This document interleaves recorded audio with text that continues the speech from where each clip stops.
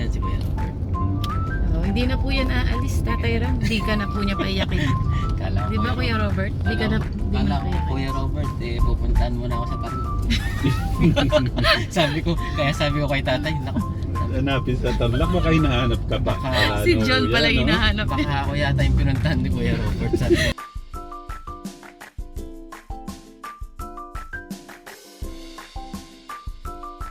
puntahan ako sa Tarlac ka.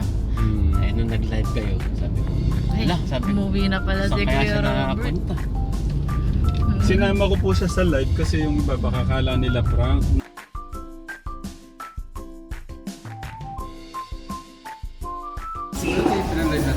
Kuya Robert? Okay na si Kuya Robert. Kuya Robert, wag ka na alis ha. Tarlac?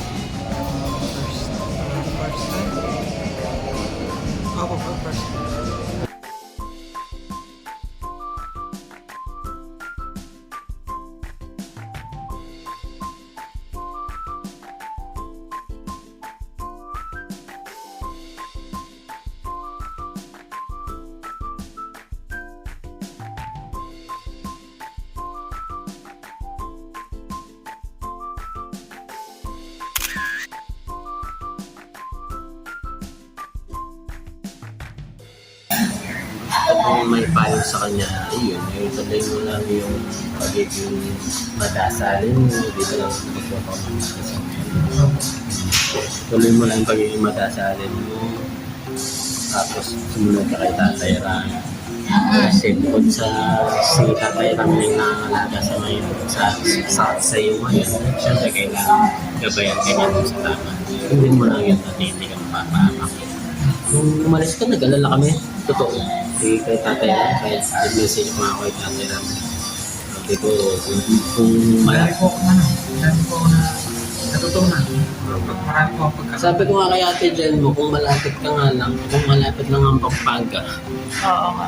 pinuntahan na namin. Sabi ko, Marami daw siya natutunan. kung marami ka natutunan dito sa pag-alis, ay pag-alis.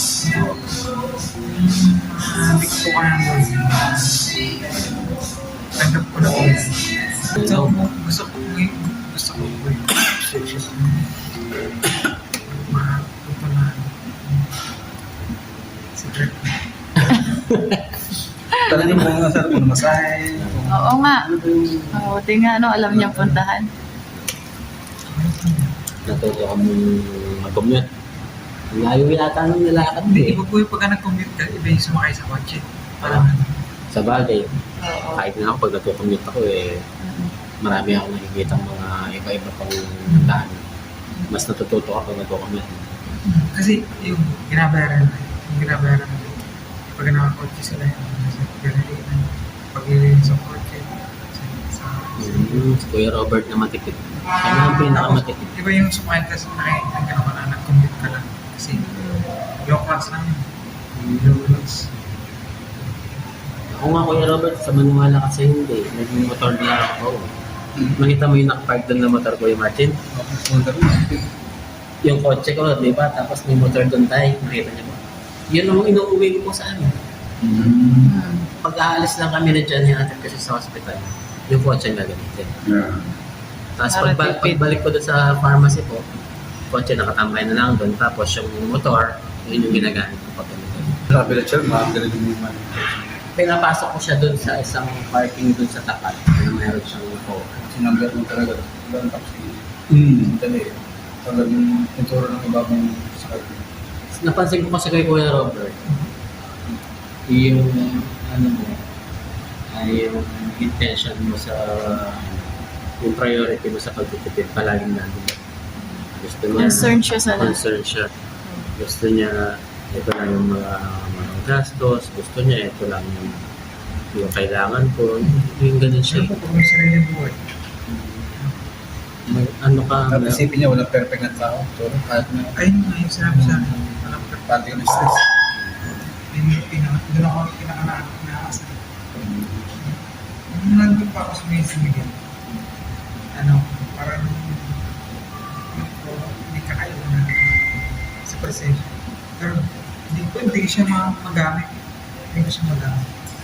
Wala pa rin. Pero ang realidad kasi ngayon, Kuya Rob, Ang realidad, kailangan mo lumaban. Kailangan lumaban ka. kung ano man yung Lumaban, sabi niya. kailangan ng lumaban, hindi mo may iwasan magkaroon ng pagsubok. Yun ang realidad ng buhay, kaya nga tayo nabubuhay. May pagsubok palagi ganyan. Ang nagpapatatag lang sa atin, pag hindi mo na kaya, lagi mo iisipin, si Lord nandyan, magagabay sa'yo. Siyempre yung pag-alis mo dun kay Tatay Ram, yung nag-alala lahat, di ba? Pero yung guidance ni Lord, guidance ni God, nandyan. Kaya nga nakabalik ka pa rin ng safe. Oh, Di ba? Kung pinabayaan ka na ng Panginoon natin, palagay mo makakabalik ka pa din sa Tatay Ram. Hindi na. May nangyari ng masama sa'yo, and worse, baka may masamang tao na sa'yo, kumuha sa'yo. Pero dahil, yun nga, mahal tayo ng Diyos, hinayaan at ginabayan ka pa rin pabalik kay Tatay Ram. Dahil alam niya kung saan ka mapapabuti. Ang dami nagmamahal sa'yo, Kuya Robert, nung nag-live kayo. Nakita yun. Puro lahat concern.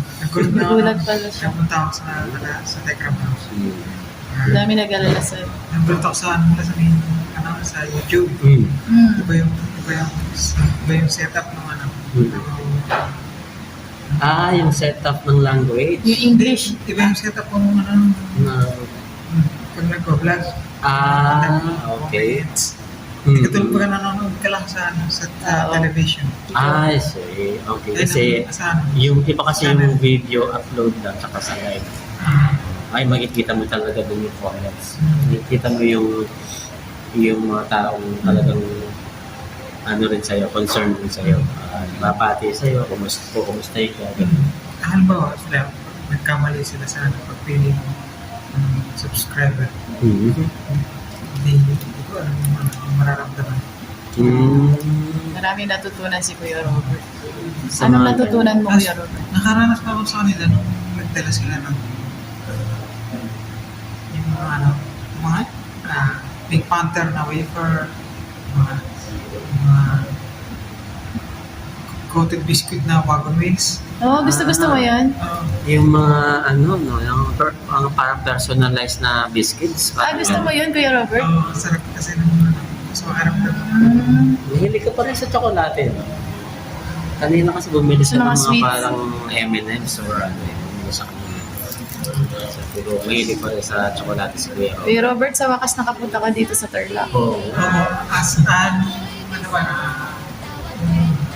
Parang napakaganda pa ng restaurant.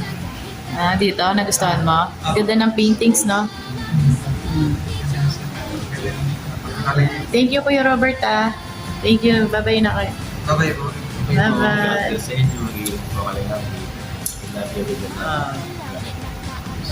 Bye-bye. Bye-bye po.